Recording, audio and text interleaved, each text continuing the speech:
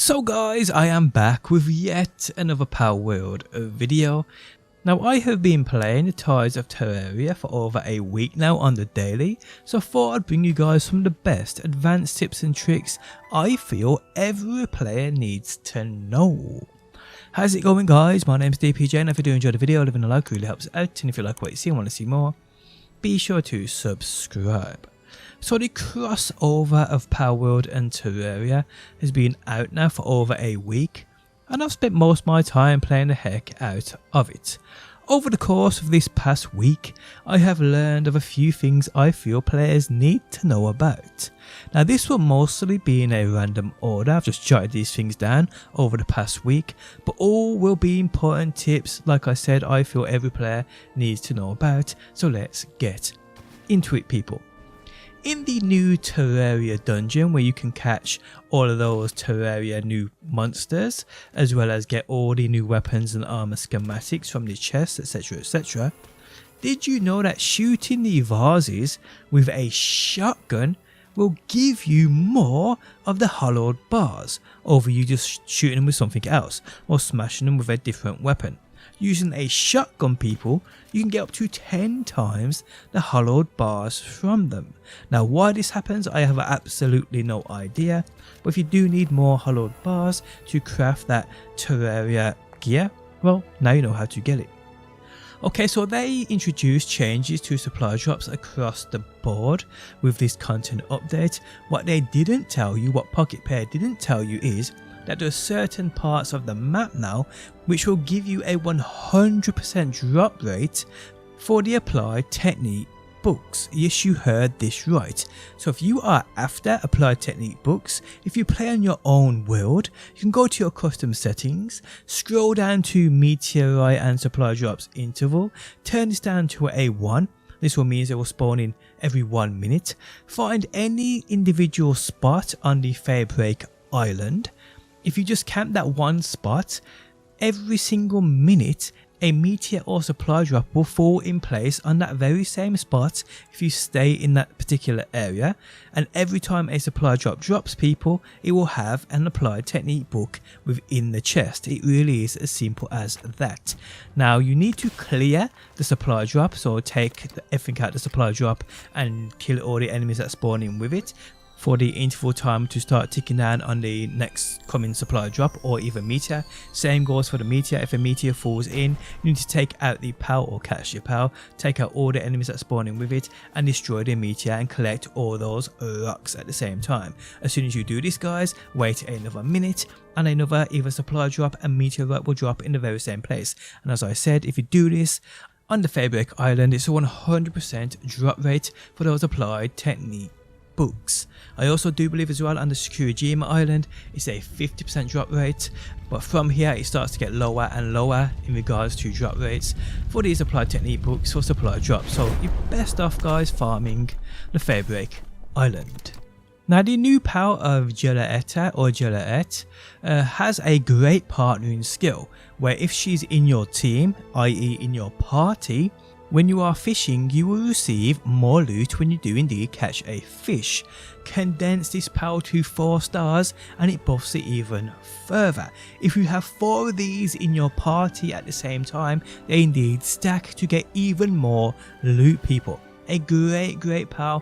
I mean, yeah, fishing, we don't do it to get that loot, but the added benefit of getting extra loot while you fish, why not? I mean, you may as well do this. It's also a great way to get stacks of that Coralum Ore.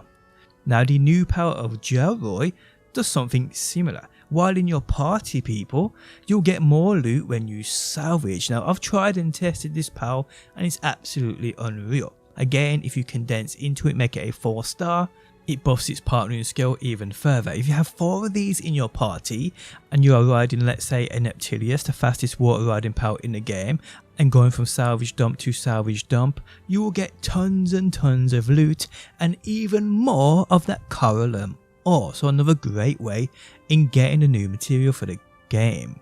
Now if you don't want to do any of this people, if you catch a mating pair of the Whaleska Ignis and endlessly breed them, upon you basically slaying the PAL, upon you basically butchering the PAL, or using the power disassembly line, you can get plenty of Coralum ore this way. It's like an AFK farming method in regards to getting that Coralum ore. That's completely up to you how you do this.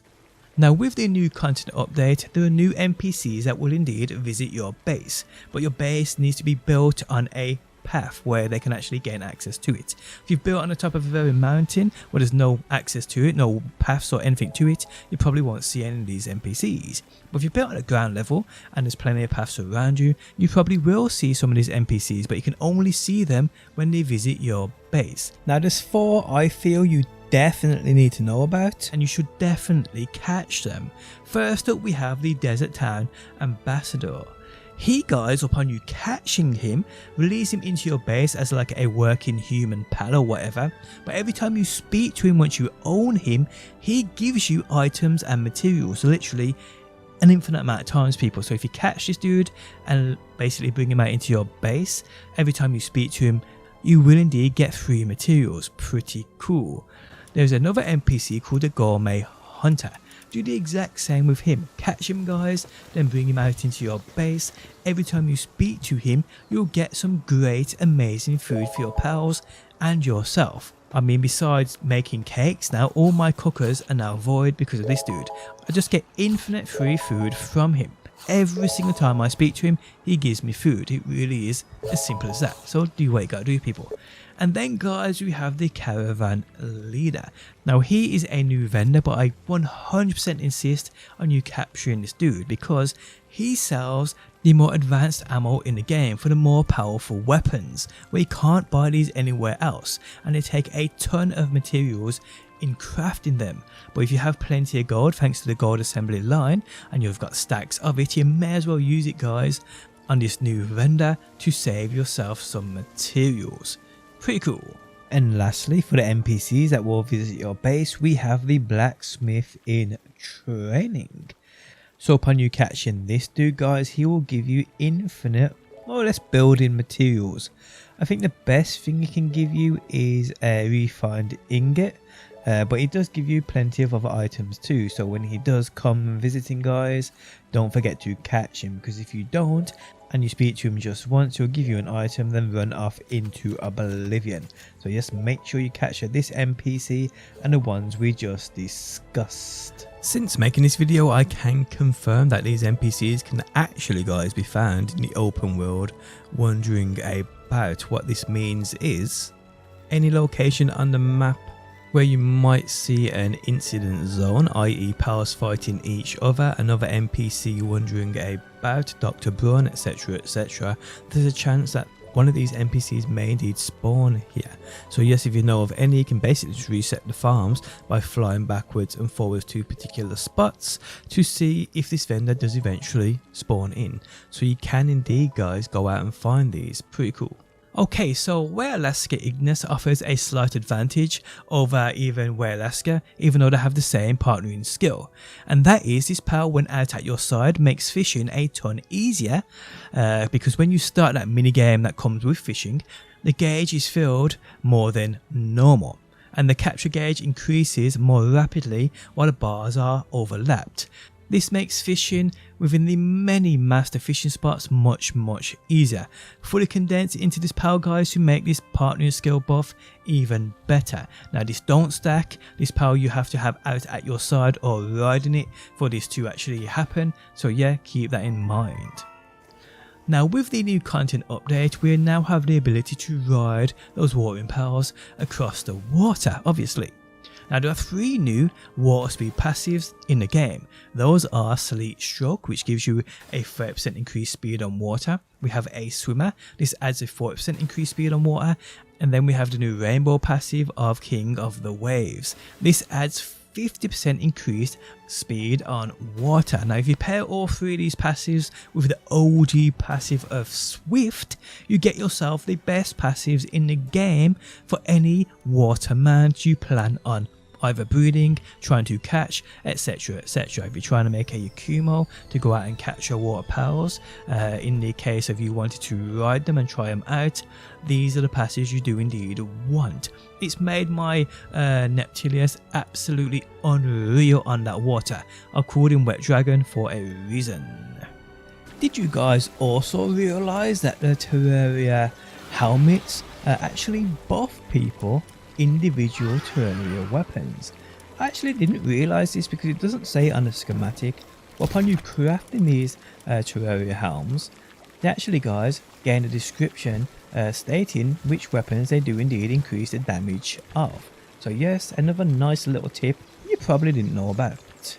Now another pal new to the Terraria update is one called Breloha. I believe that's how you pronounce the name, I'm not even certain to be honest.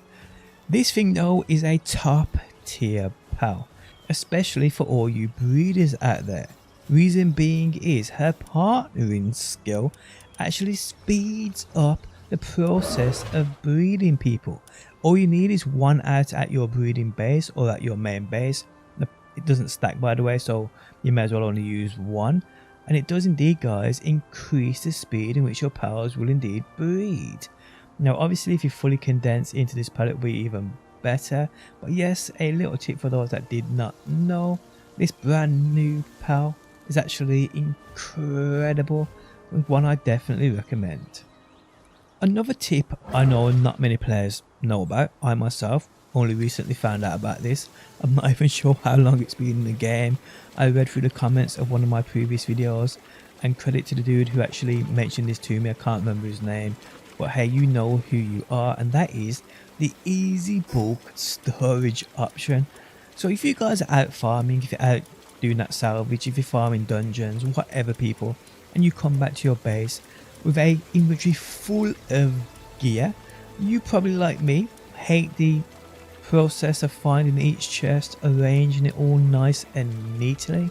Well guys, you actually now don't have to, because with this easy bulk storage option, you simply, guys, in your main base where all your shit is stored, you simply press the easy bulk storage option, which is in your inventory. On controller it's right trigger, on Xbox that is, and on PlayStation it will be R2.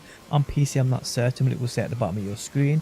And you simply, guys, press this button, press the confirm button, and it will put every item from your inventory straight into the chest where you store said item. It really is as simple as that. So if you have your base loaded out like me, with chests all over the place, all labelled with certain individual items in, as long as you already have a particular item that can stack in your base in a particular chest, this easy bulk storage option will work, and it will send that item from your inventory straight to the chest where that item is being kept. Absolutely incredible feature, people.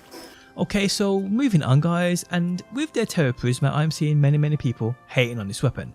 The reason being is they don't really know or understand how it works or the benefits to it. The Terraprisma works by you basically slashing with it, and it spawns in those swords that basically protect you. But many people hate the fact that the swords will stay out indefinitely. But people, there's a simple way of getting rid of them. Simply just pull out the Terraprisma sword and aim with it. As soon as you aim with it, guys, all those swords that have spawned in that are following you around will despawn. But the thing I do love about this, which not many people realise, is that you can use this and you spawn in those swords to protect you, and then switch to another weapon and they will not disappear. They will stay with you. It even works when you're riding pals, attacking things on your pals, etc, etc. These swords will stay protecting your back, which is great in my opinion. Definitely, I feel probably the best weapon to come with the Tides of Terraria update. Okay, so lastly for today's video, did you guys know that the legendary charge rifle schematic can indeed drop from Neptilius? Yes, you heard this right. The new legendary pal located north of the map. If you capture this dude, take him out, do what you gotta do, there's a chance this legendary charge rifle can indeed drop. What's even better, people, if you catch a mating pair or you have a mating pair and just breed them over and over upon you hatching those eggs, if you use that Power disassembly conveyor to basically butcher the powers, there's a chance as well that the legendary charge rifle schematic will also drop from this too. So yeah, I hope that does indeed help you out. And there we have it, guys, for a few tips and tricks I feel every player needs to know about. Guys, if you did enjoy the video, leaving a like really helps me out. If you like what you see and want to see more, be sure to subscribe, and hopefully, guys, I will see you on that next one.